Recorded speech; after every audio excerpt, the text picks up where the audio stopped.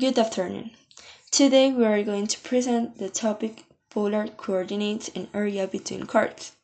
In this presentation, we will explain what polar coordinates are, how they work, how polar graphs are drawn, and how integrals are used to calculate areas in this coordinate system. At the end, we will solve an example step by step to apply all these concepts. This topic is important because many circular and rotational shapes are easier to represent using polar coordinates than Cartesian coordinates. What are polar coordinates? Normally, in mathematics, we use Cartesian coordinates where points are located using the values x and y. In that system, we move horizontally and vertically. However, polar coordinates work differently. Instead of using horizontal and vertical movement, we use a distance from the origin called r and an angle called theta. Polar coordinates are represented as r and theta. To locate a point, we first rotate by an angle and then move a certain distance from the origin. Polar coordinates are especially useful for representing circles, spirals, and rotational motion. Difference between systems. This compares Cartesian coordinates and polar coordinates. Cartesian coordinates use x and y values, while polar coordinates use radius and angle. Cartesian coordinates are usually better for straight lines and rectangular shapes. On the other hand, polar coordinates are much better for curved and circular figures. Another important advantage is that some mathematical problems become easier in polar coordinates, especially integrals involving circular regions. Polar coordinates are widely used in physics, engineering, astronomy, and navigation. How are polar graphs drawn? To graph points in polar coordinates, we follow four main steps.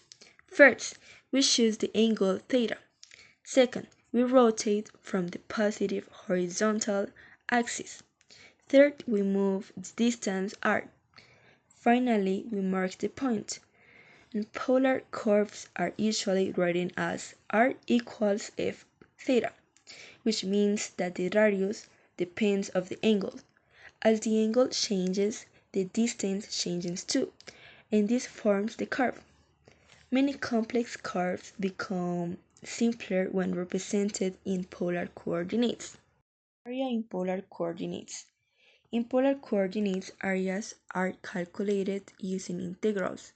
The general formula is a equals 1/2 of the integral of r squared d theta. This formula works because polar regions are divided into small circular sectors. When there are two curves, we use the equations a equals 1/2 times the integral of r1 squared minus r2 squared with respect to theta. In this case, we subtract the inner area from the outer area. This method simplifies the calculation of curved regions. Graph. In this graph, we can observe the lemon represented by the equation r equals to plus cosine theta. The blue curve represents the complete polar graph. The shaded region is the area we want to calculate. The graph is very important because it helps us visualize the region and identify of the correct interval for theta. If the angle limits change, the shade region will also change. Select exercise. Now we will apply these concepts in an exercise. The curve is r equals to plus cosine theta. This read as R equals to plus cosine theta. This curve is called a lemicon. It has a rounded shape and depends on the cosine function.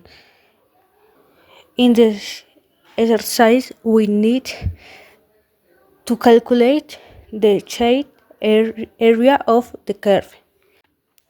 Region to calculate. The shade region is located between theta equals pi over 2 and theta equals pi. The values are the limits of integration. The region is located in the second quadrant by cone. The angle goes from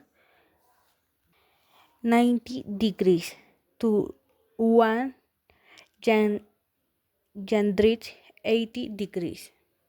To solve the integral, we first expand to prove cosine theta squared using the algebraic identity a plus b squared equals a squared plus 2ab plus b squared. We obtain 4 plus 4 cosine theta plus cosine squared theta. When the integral becomes a equals 1 half of the integral from pi over to pi of 4 cosine theta plus cosine squared theta d theta. At this point, the expression is easier to integrate. Setting up the integral. I will we apply the polar area formula since of is and one curve we use. A equals 1 half of the integral of r squared d theta. Then we substitute r equals to prove cosine theta and the limits pass over to less than or equals to theta, less than or equal to pi. So we obtain a equals 1 half of the integral from pi over to pi of to plus cosine theta square of theta. This integral represents the shade area shown in the graph. Now we focus on the term cosine squared theta. This term is difficult to integrate directly, so we use the trigonometric identity. Cosine squared theta equals 1 plus cosine to theta over 2. After substituting this identity into the integral, the expression becomes easier solves. After integrating and evaluating the limits, we obtain a equals 9 pi over a minus 2. This value represents the exact area of the shaded region inside the curve. Polar coordinates have many real-life applications. In physics, they are used to describe circular motion and planetary orbits. In engineering, they are used in radar systems, antennas, and mechanical designs. In astronomy, they help represent orbits and angular distance. In mathematics, they are all useful for graphing complex curves and solving integrals involving singular regions. To conclude, polar coordinates are very useful mathematical systems for representing curves and circular figures. Unlike Cartesian coordinates, polar coordinates use distance and angle. We also learn how polar integrals simplify the calculation of areas between curves. In this presentation, we combine concepts from geometry, trigonometric, graphic, and integration. This topic demonstrates how mathematics can represent complex shapes in a simpler and more efficient way. Thank you.